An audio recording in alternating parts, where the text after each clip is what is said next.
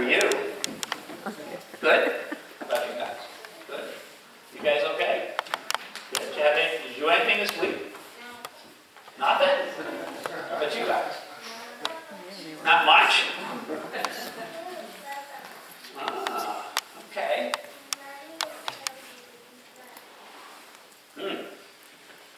Well,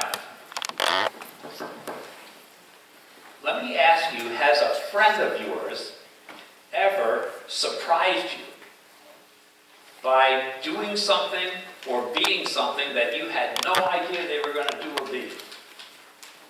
What do you think? Connor, what do you think? You had that happen to you? Friend surprise you? How did it happen? I know one time Pastor Wendy decided that she was going to take up painting. And she enrolled in a class, and she was starting to bring home paintings that she had painted. And this was after we had been married for quite a few years. And I said, "Where'd you get that from?" And it was just one of those things that was inside and needed to come out. It was a big surprise. So you can know somebody pretty well and still be surprised at what they do or what they are. Connor is going to read a story to everybody about a day that Jesus surprised the heck out of his disciples by taking them up on a mountain and glowing with the power of God. And really surprised them. So I'm not going to tell you the story. I'm going to let Connor tell you the story. The Holy Gospel according to Matthew. Glory to you, O Lord. 6 days later, Jesus took Peter, James, and John, the brother of James, up on a high mountain. They were all alone. While they watched, Jesus was changed. His face became bright like the sun, and his clothes became white as light. Then 2 men were there, talking with him. The men were Moses and Elijah. Peter said to Jesus, Lord, it is good that we are here. If you want, I will put 3 tents here. One for you, one for Moses, and one for Elijah. While Peter was talking, a bright cloud covered them. A voice came from the cloud. The voice said, "This is my son, and I love him. I am very pleased with him. Obey him." The followers of Jesus heard the voice. They were so frightened that they fell to the ground. But Jesus went to them and touched them. He said, "Stand up, don't be afraid." When the followers looked up, they saw Jesus was now alone. The word of the Lord. Thanks be to God. So, wow, was that ever surprising? They were so frightened they fell down on the ground. I used to have a closet in the basement of my house. It was right at the bottom of the stairs. And to come up from the basement, you had to turn the light off downstairs, then walk up the stairs to get to the main floor. Now, the basement was where the TV was back when I was a kid. So that closet, I was sure, had somebody in it that was going to jump out and get me as soon as I turned the light off and started to walk up the stairs with my back to the closet. I tried everything. I tried walking up the stairs backwards until I fell over my own 2 feet and hit the stairs. I tried running up the stairs as fast as possible. I was sure, even though the door was closed, that as soon as I got past it, somebody was going to come out and get me. Well, I had one of those dads that knows how to do everything. So this got to be so bad that he finally put a light at the top of the stairs that could work either way. So you could turn the light off downstairs or upstairs. And that certainly helped me a lot. Because I was just knew one day that there was going to be somebody coming to get me up those stairs. Well, we're going to talk about this moment with Jesus because they were so shocked. And Moses and Elijah, they were people that lived hundreds of years before Jesus. So they weren't even people that were around. And there they were talking with Jesus up on the mountain. It was like a ghost story. So we'll talk about it. This is a beautiful song that was written with the Transfiguration in mind. It's called "Open the Eyes of My Heart." So let's sing together.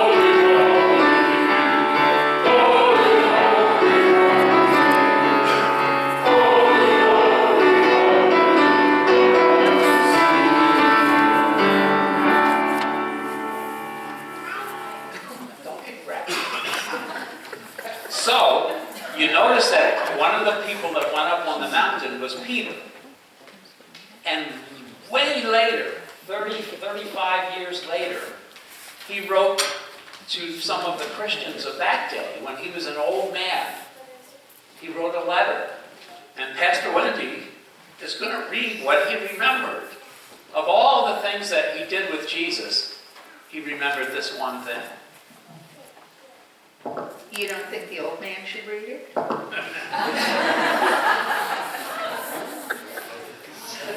A reading from 2 Peter.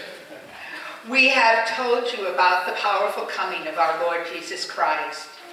But I am having trouble with my glasses this morning. What we told you were not just smart stories that someone invented, but we saw the greatness of Jesus with our own eyes. Jesus heard the voice of God, the greatest glory. That was when Jesus received honor and glory from God the Father. The voice said, "This is my Son, and I love him. I am very pleased with him." We heard that voice. It came from heaven while we were with Jesus on the holy mountain. The word of the Lord. Thanks be to God. So can you imagine, what would you think your memory would be of Jesus if you were able to do everything that Peter did? Maybe you'd remember his crucifixion. Or maybe you'd remember Easter when he rose from the dead. But way at the end of his life, Peter remembered that day when they went up on the mountain and saw Jesus' glory. Because when they came down from the mountain, Jesus was starting on his way to be crucified on the cross and suffer and die. So Jesus loved his disciples so much that he wanted to show him his glory before they had to see his suffering. So they would remember that it was going to be okay. And this is what Christians hold on to when they get to the end of their life, when they know they're going to die soon. They hold on to the fact that it's going to be okay because they saw the glory, then they saw the cross, then they saw Jesus rise. And we can't ever tell what's going to happen to us in our life. We can't tell whether it's going to be a good day tomorrow or a bad day. We can't tell whether somebody we know is going to be hurt in an accident. We don't know if we're going to get a phone call that somebody we cared about passed away. Nobody knows those things. So we hold on to that memory of Jesus in his glory, shining like the sun. They didn't even have sunglasses back in those days. They just fell down. They put their faces to the ground. It was so much. But then they looked up and it was just Jesus. So whatever comes, we have that to hold on to. That's really important. Now, I'm going to change the subject a little bit, but it's in the same line, and I'm going to invite you to just spin around here and take a look at these things that are on the floor back here.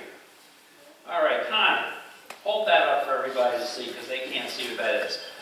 This is a very important thing to talk about on Transfiguration.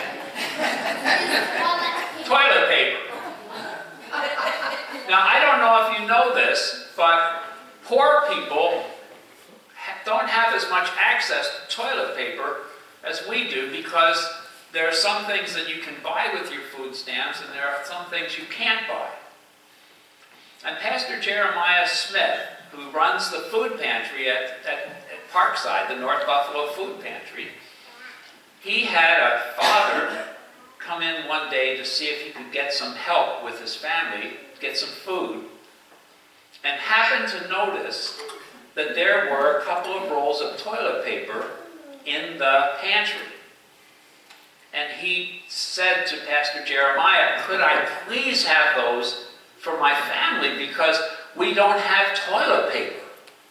It's hard for us to get." And this got Pastor Jeremiah thinking. We're really good with regular stuff. So I just went downstairs to see what we had. And we had tuna fish. And here's peanut butter. My favorite, mac and cheese. People are really good about bringing that stuff in. And we want you to keep bringing that stuff in because people obviously need to eat. One leads to the other, so to speak. but this season of Lent, this next 6 weeks, all of us in the Buffalo area, Pastor Jeremiah put it a little nicer. He said, let's get on a roll.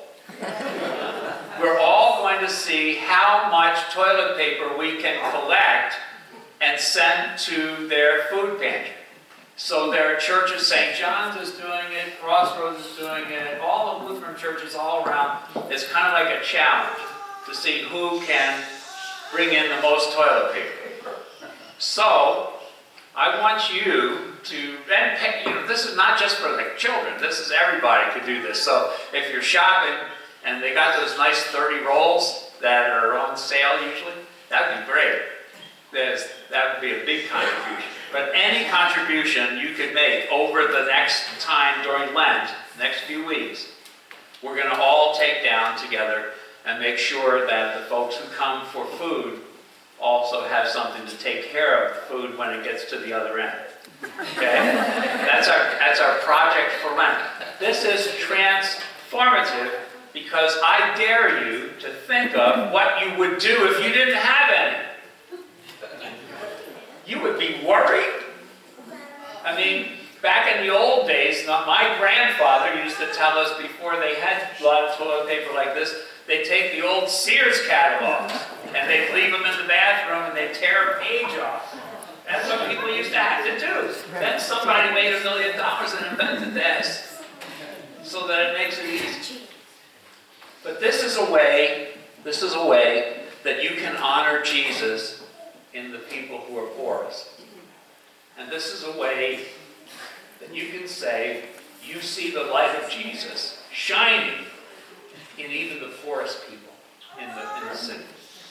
So I hope you'll accept the challenge, and I hope you'll get on the roll with the rest of the congregations and bring in a lot of toilet paper so we can really help out. That's my challenge to you. And I want you to remember that all of this is tied up with Jesus, who shone in glory that day up on the mountain before he came down to suffer for you and for us, for me, for everybody. It wasn't easy for Jesus, but he did it so that we could have life and that we could shine with his life inside of us. So that's what it's all about today. It's Jesus shining and toilet paper, okay, for the next few weeks. All right? You can sit back down, enjoy the rest of the service.